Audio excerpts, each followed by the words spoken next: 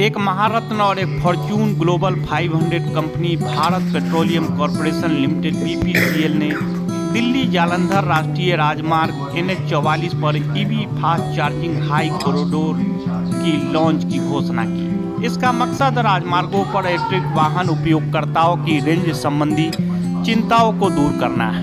NH-44 का 375 kilometre लंबा यह सेगमेंट देश का चौथा ऐसा राजमार्ग है जहां बीपीसीएल ने मार्ग के दोनों ओर लगभग 100 किलोमीटर की दूरी पर फास्ट चार्जिंग स्टेशन स्थापित किए हैं। इससे पहले चेन्नई, त्रिची, मदुरई, चेन्नई, बंगलोर और बेंगलोर कुर्ग बीपीसीएल द्वारा स्थापित पहले 3 इलेक्ट्रिक वाहन फास्ट चार्जिंग कॉरिडोर मौजूद थे।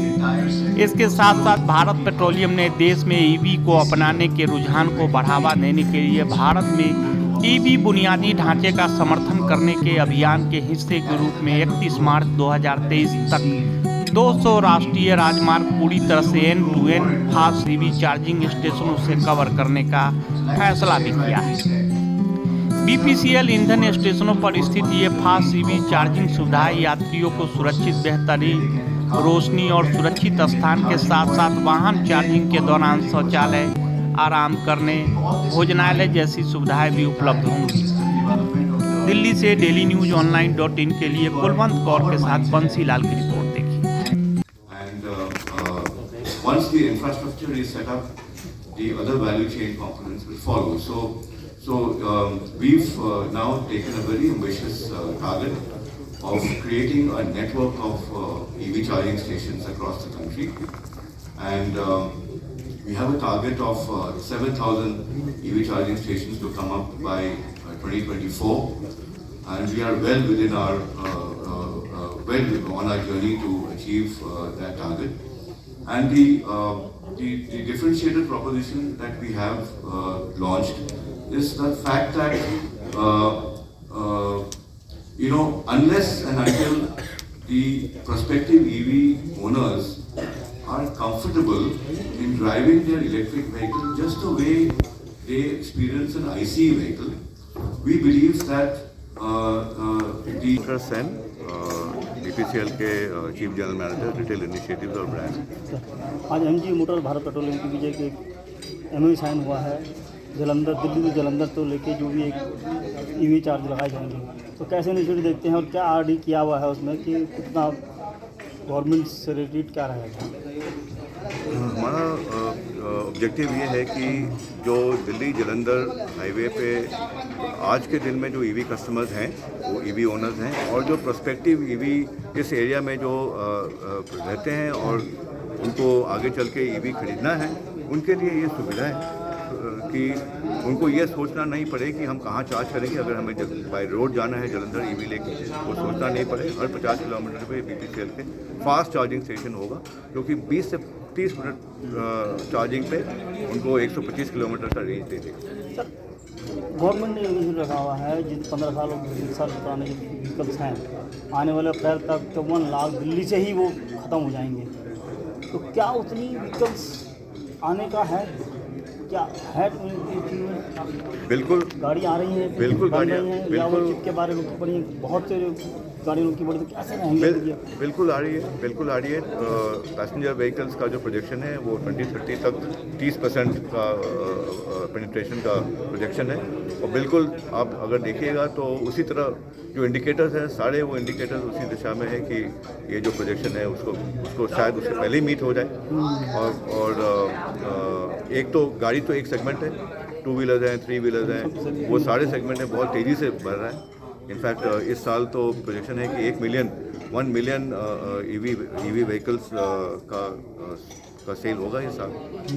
सर, गवर्नमेंट ने भी 10,000 करोड़ रुपये का एक बार ग्रीन रेवोल्यूशन बजट रखा है, जैसे कहते हैं ई व्हीकल को बहुत ज़्यादा प्रमोट करने के लिए उसने बजट को प्रावधान किया है। तो कैसे देखते हैं बजट को, किस तरीके से? बहुत ही प्रोग्रेसिव है, बहुत प्रोग्रेसिव है, और बिल्कुल डिसाइसिव स्टेप्स लिया गया है गवर्नमेंट की तरफ से कि ये जो ट्रांजिशन है इलेक्ट्रिक व्हीकल ये जल्दी से जल्दी हो, और कस्टमर को, जो प्रोस्पेक्टिव कस्टमर्स हैं, उनको ये डिसीजन लेने में सुविधा हो कि हम अब कन्वेंशनल व्हीकल से हम इलेक्ट्रिक व्हीकल पे जा सकते हैं। इसलिए ये सारे जो सपोर्ट है, ये फेम सब्सिडी गवर्नमेंट का जो चल रहा है ऑलरेडी, ये इससे भी बहुत सपोर्ट मिला है इंडस्ट्री को। और अब देखिए ये सारा यही सपोर्ट के माध्यम में तो ये तेज़ी से चल रहा है। मेरा नाम गौरव गुप्ता है और मैं एमजी मोटर। आज भारत पेट्रोलियम और एमजी मोटर्स के बीच में एक टाइप हुआ है ई व्हीकल चार्जिंग को लेकर, तो क्या इनिशिएटिव है और क्या इसका R&D है, किस तरीके से आपने दिया? देखिए, इलेक्ट्रिक व्हीकल्स की जो अडॉप्शन है, जो कस्टमर बेस है वो ग्रो कर रहा है। जी। देखिए, जो पिछले साल 50,000 के आसपास पैसेंजर व्हीकल बिकी थी, इस साल उम्मीद है कि लगभग 2 लाख की बेचेंगे। इसी तरह से जो गवर्नमेंट का भी टारगेट है और सभी हम कह रहे हैं कि 2030 तक 30% नंबर इलेक्ट्रिक व्हीकल्स का होगा न्यू व्हीकल सेल्स में। उसको करने के लिए चार्जिंग इंफ्रास्ट्रक्चर का होना बहुत ज़रूरी है। हालांकि आज के दिन में हम हर एक कस्टमर के घर में चार्जर लगाते हैं, लेकिन रोड्स अच्छी हो गई हैं तो लोग अब घर से बाहर जाना शुरू कर चुके हैं। जब लोग घर से बाहर जाते हैं, हाईवे पे जाते हैं, तो वहाँ पे चार्जिंग इंफ्रास्ट्रक्चर होने से उन्हें कॉन्फिडेंस मिलता है। और BPCL के साथ हमें टाइप इसलिए करा है कि BPCL और MG ये जो हाईवे पे चार्जर्स लगे, जैसे आज हमें अनाउंस किया दिल्ली जलंधर का, सो दिल्ली जलंधर का जो नेटवर्क है इसमें 12 चार्जर्स लगे हैं। इसी तरह से east west, north south, golden quadrilateral के जहाँ भी हमारा ये प्लान है, यहाँ पे चार्जर लगेंगे। इससे कस्टमर को बहुत ही कॉन्फिडेंस मिलेगा कि वो जब गाड़ी घर से निकले हैं तो हर एक 50-100 किलोमीटर की रेंज में उनके पास एक चार्जिंग पॉइंट है, वहाँ पे क्विक टॉप अप करके अपना वहाँ चाय के लिए ब्रेक लें या वॉशरूम के लिए ब्रेक लें, उस ब्रेक में उनकी गाड़ी का टॉप अप हो जाएगा और अपनी जर्नी कंटिन्यू करेंगे। इसको देखने से कस्टमर को भी और कॉन्फिडेंस आएगा और इलेक्ट्रिक व्हीकल्स की ग्रोथ होगी सेल्स। सर, आज तो देखा जाए बहुत ज़्यादा ये केस आ रहे हैं शॉर्ट सर्किट का, गाड़ी में इलेक्ट्रिक शॉर्ट सर्किट हो जाता है। कॉमन प्लग की बात की जाती है गवर्नमेंट, लेकिन वो कॉमन प्लग आ नहीं पा रहा है। बड़ी गाड़ी भी अलग है, छोटी गाड़ी आज वो अपने 240 वोल्ट के में अपना वो प्लग लगा लेते हैं। जो आप कह रहे हैं वो पैसेंजर व्हीकल सेगमेंट में तो मैंने इतना देखा नहीं है फ्रैंकली। और जहाँ तक कि ZS की मैं बात करूँ, MG की जो ZS गाड़ी है वो इंडिया में 12 करोड़ किलोमीटर चल चुकी है। और इतने किलोमीटर चलने से कस्टमर को भी कॉन्फिडेंस आता है, ड्यूरेबिलिटी पे भी कॉन्फिडेंस आता है और बैटरी की कंडीशन में भी बहुत ही ज़्यादा कॉन्फिडेंस आता है। और इस दौरान कस्टमर ने कम से कम 2 crore kilo carbon dioxide 2 crore kilogram carbon dioxide भी बचाया है।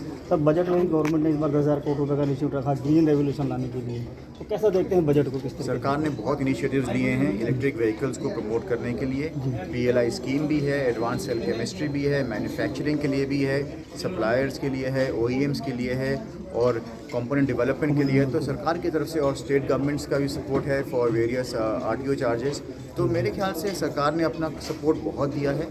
अब बाकी जो स्टेक होल्डर्स हैं वो सब इकट्ठे